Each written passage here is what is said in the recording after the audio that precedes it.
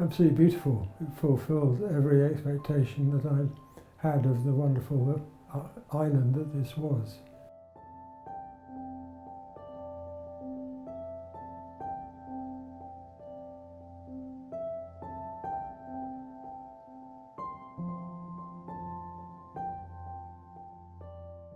I prepared my project very thoroughly, because once you'd left Montevideo in the middle of the summer and the ship came back, you had no contact whatsoever.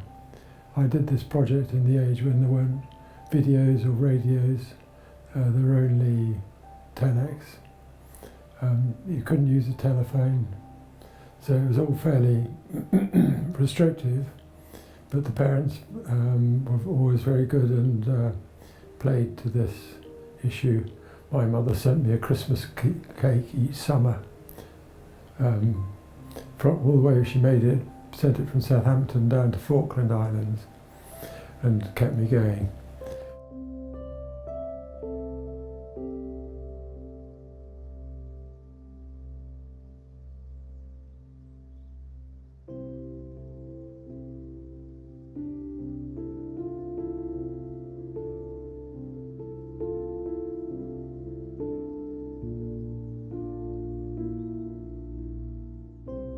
I had two types of daily work. The reindeer were in the field on different parts of South Georgia, so I went and visited them. We generally went out in the field for about 4 weeks at a time, camped in the field, maintained radio contact, because that's all that was available, as I explained from earlier. And then after I collected enough stuff, required more rations and stuff, we got collected by the ship and brought back to base again to replenish and have a shower and necessary things like that.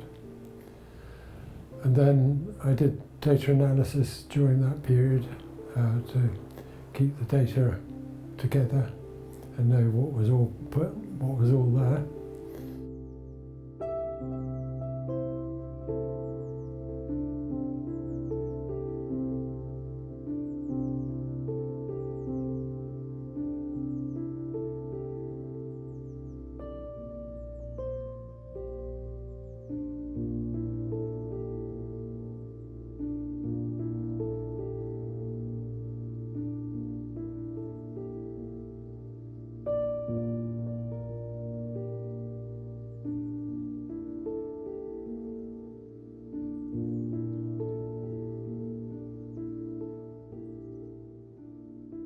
Came to questions about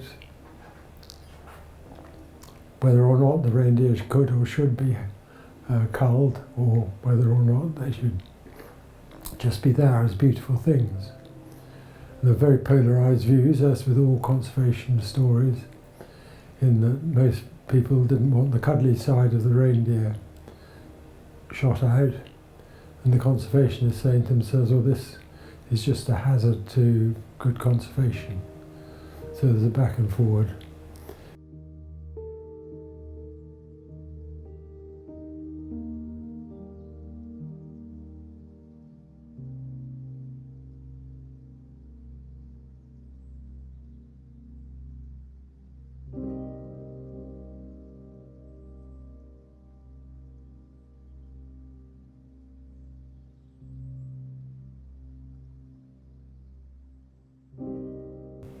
No, we had a very active base. The British Antarctic Survey recognised the need to keep the troops entertained.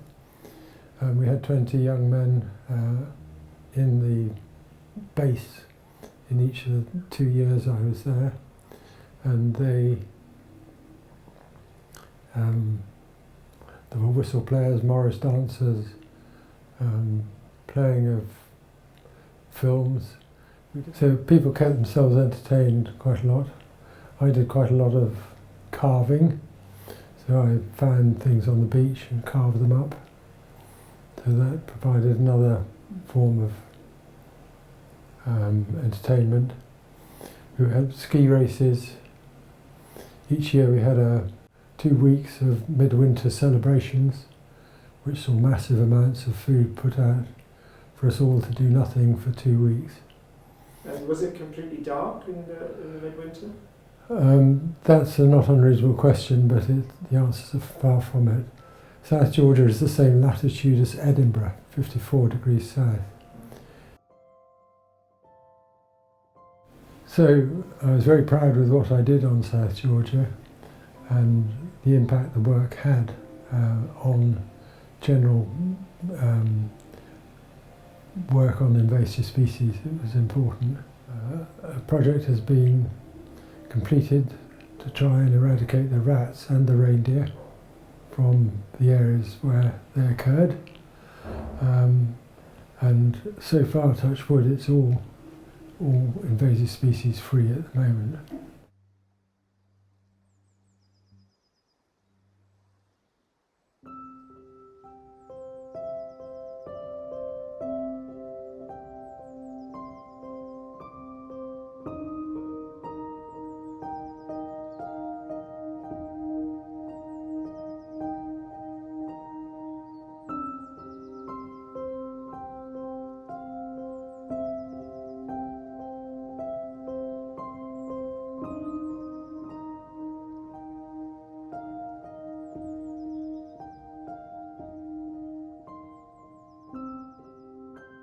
If someone said to me, you can't go into the field, it's too rough for the boat to go out. But gradually it began to weather those sorts of incidences and chill out and do something else while keeping a lookout over the bay.